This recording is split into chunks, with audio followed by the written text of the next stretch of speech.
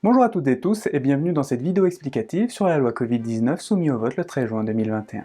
Es wird einige Teile auf Deutsch geben. Nous allons essayer de voir plus précisément quels sont les enjeux de cette loi. Vous pourrez approfondir chaque thème abordé grâce aux sources dans la description et au timecode. Hallo, grüezi miteinander und herzlich willkommen zu dieser erklärenden Video über die Covid-19-Gesetz, über die am 13. Juni 2021 abgestimmt werden soll. Eine kleine Präsentation. Die durch das Coronavirus verursachte Gesundheitskrise zu bewältigen, hat sich der Bundesrat auf das Verfassungsgesetz über Epidemien und das Gesetz der Notwendigkeit gestützt. Um so viel Hilfe wie nötig zu leisten, wurde das Covid-19-Gesetz vom Parlament und vom Bundesrat erlassen und für dringend erklärt sofort in Kraft treten. Wir stimmen über dieses in Bern ausgearbeitete Gesetz ab, weil ein Komitee ein Referendum gegen dieses Gesetz eingeleitet hat, das er für übertrieben und ästlich hält, ohne das Volk zu konsultieren. Würde das Gesetz abgelehnt, würde es am 25. September 2021 außer Kraft treten, also ein Jahr nachdem es beschlossen wurde. Qu'est-ce que c'est que cette loi? Dans l'optique de gérer la crise sanitaire due au coronavirus, le Conseil fédéral s'est appuyé sur la loi constitutionnelle sur les épidémies et le droit de nécessité. Pour assurer les aides autant que nécessaire, pour les indemnités de réduction de temps de travail, les allocations de perte de gains et les aides pour les secteurs comme la culture, le sport et puis les médias, la loi Covid-19 a été mise sur pied par le Parlement et le Conseil fédéral et déclarée comme urgente pour entrer en vigueur immédiatement. On vote sur cette loi élaborée à Berne car les Amis de la Constitution, un comité, a lancé un référendum contre cette loi qu'ils jugent faite à la va-vite et excessive, sans consultation du peuple. Si la loi a été refusée, elle cesserait d'avoir effet le 25 septembre 2021, un an après son entrée en vigueur. La Abstimmungsfrage? Wollen Sie das Bundesgesetz vom 25. September 2020 über die gesetzlichen Grundlagen für Verordnungen des Bundesrates zur Bewältigung der Covid-19-Epidemie, Covid-19-Gesetz, annehmen? La question qui vous est posée, acceptez-vous la loi fédérale du 25 septembre 2020 sur les bases légales des ordonnances du Conseil fédéral visant à surmonter l'épidémie de Covid-19, aussi appelée loi Covid-19? Les raisons d'être contre la loi sont nombreuses, on peut citer par exemple la politique du Conseil fédéral parfois floue et le manque de légitimité dans leurs restrictions, l'endettement croissant de la Suisse à plusieurs milliards, ou encore l'inégalité croissante entre les petites entreprises forcées à fermer et les grandes multinationales qui font des bénéfices records. De plus, beaucoup ont perdu la confiance dans le Conseil fédéral et sa politique. Au départ, laisser les coordonnées à l'entrée d'un espace public était facultative, maintenant beaucoup moins. La subvention des médias, qui n'ont jamais cessé d'exercer, remettent en cause également leur liberté d'expression. On peut noter ici aussi qu'ils sont quand même privés de tout ce qui est revenu publicitaire pendant les événements à couvrir et autres. Et certains redoutent le pire, comme un traitement différent entre les personnes vaccinées et non vaccinées.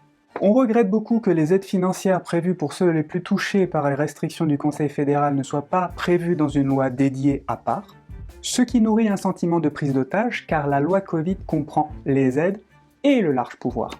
Tout en ayant conscience que le texte sur lequel nous votons le 13 juin est la version du 25 septembre 2020 et ne correspond pas à toutes les modifications qui ont été faites en cours, notamment les dispositions par rapport au certificat vaccinal ou encore au droit des travailleurs à l'extérieur d'avoir un repas chaud le midi. Pour finir, les dommages collatéraux des restrictions semblent plus grands encore que la pandémie elle-même, entre la hausse de l'alcoolisme, des violences domestiques, des suicides et du chômage. Cependant, elle n'a pas que du mauvais, si on vote non, il faut bien avoir conscience des répercussions que ça aura et sur qui. Si la loi est refusée, les aides cesseront le 25 septembre 2021. La loi sans rejet, elle, reste en vigueur jusqu'au 31 décembre 2021. Par la nature difficilement prévisible de l'évolution de la pandémie, la loi Covid-19 est une sécurité juridique et de planification. Avec sa base légale pour les aides sur les cas de rigueur entre réduction des horaires de travail, contribution à fonds perdus et allocation perte de gains, la loi Covid-19 est un frein aux conséquences économiques et sociales que peuvent avoir les restrictions. Un oui est donc un soutien à tous les secteurs que le Conseil fédéral empêche de travailler, comme la restauration, l'hôtellerie, le tourisme, l'événementiel, la culture et le sport. Grâce à cela, les faillites ont reculé de 21% en 2020, même si des chiffres plus parlants arriveront à la fin de l'année car une faillite met quelques mois à être prononcée. Il y a un consensus politique, aucun grand parti ne rejette d'emblée la loi. Même l'UDC, qui était très critique face à la politique du Conseil fédéral, a revu son ordre de vote pour la liberté de vote.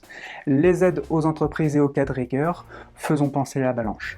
Pour finir, dans un autre registre que l'économique ou le politique, celui de la santé, cette loi est essentielle pour ce dernier car elle prévoit des dispositions pour garantir l'équipement en biens médicaux. Zum Schluss anscheinend schwer zu wissen, wie man dieses Gesetz ausspricht. Wenn es sicher ist, dass der Bundesrat bei seinen Entscheidungen mehrfach irrational war. Es ermöglichte auch die Eindämmung des Konkurses mit der Rechtsgrundlage der Beihilfe in Notfällen. Normalerweise wäre die Wahl in SVP ein Nein, aber die Partei wollte in einem separaten Gesetz die Rechtsgrundlage, aber ihr Antrag wurde abgelehnt. Da die Abstimmung insgesamt stattfindet, befürworten wir die Wahlfreiheit. Die Frage ist nicht binär. Die Tatsache, dass sich der Text nicht auf die Impfbescheinigung bezieht, ist enttäuschend. Difficile en apparence de savoir comment se prononcer sur cette loi sans avoir le nez plongé dans les textes de loi et d'en ressortir trop tard pour aller voter. S'il est sûr que le Conseil fédéral a plusieurs fois été irrationnel dans ses décisions en peignant le diable sur la muraille, Alain Berset l'ayant lui-même avoué en faisant son mea culpa, le lien est dans la description, elle a aussi permis de freiner l'explosion de la fermeture des établissements grâce à sa base légale sur les aides aux cas de rigueur. De prime abord, à l'UDC, le choix de façade serait un non catégorique, mais le parti se battant pour la classe moyenne et les commerces suisses, il a voulu distinguer dans une loi à part la base légale sur les aides, mais sa motion a été rejetée. Le vote portant donc sur la totalité de la loi, le mot d'ordre liberté de vote a été choisi. La question n'est pas binaire. La majorité des gens qui trouveront que le Conseil fédéral est allé trop loin voteront contre la loi Covid, mais il faut bien avoir conscience des répercussions que cela aura et sur qui. Le fait que le texte ne porte pas sur les dispositions du certificat vaccinal est décevant, mais il faut rappeler qu'il a pour premier lieu de faciliter les voyages des personnes. Là encore, c'est à l'appréciation de chacun. Ich für meinen Teil habe die Auswirkungen der Maßnahmen des Bundesrats gesehen und einige sind albern. Zum Beispiel die Beschränkung von Gruppen mit mehr als 100 Personen im Freien. Dort gebe ich zu, dass andere gerechtfertigt wurden.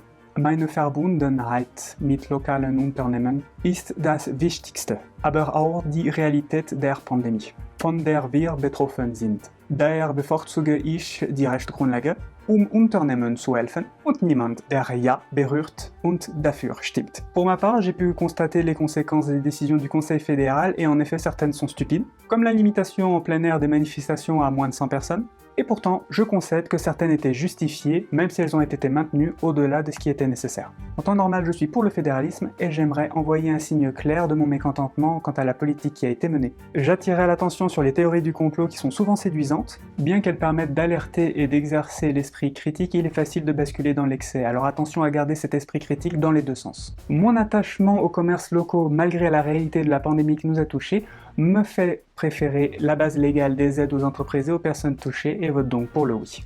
Et voici qui clôt cette vidéo explicative sur la loi Covid-19. Merci de l'avoir suivi. N'hésitez pas à vous abonner, à liker et à commenter pour qu'on discute des différents sujets abordés. Vous pouvez tout approfondir grâce aux sources qui sont dans la description. On se retrouve sur la chaîne pour de nouveaux bulletins et d'autres portraits. De nouvelles votations ont été prononcées pour le 26 septembre 2021, sur lesquelles je ferai également des vidéos explicatives. Vielen Dank, dass Sie mir folgen. Finden Sie alle Quellen für weitere Informationen in Beschreibung. Wir sehen uns auf dem Kanal für weitere Porträts und Newsletter. Neue Stimmen werden am 26. September 2021 treffen und ich werde sie auch entschlüsseln. Retrouvez d'autres décryptages de votation ici. Merci vielmals, à la prochaine. Tschüss!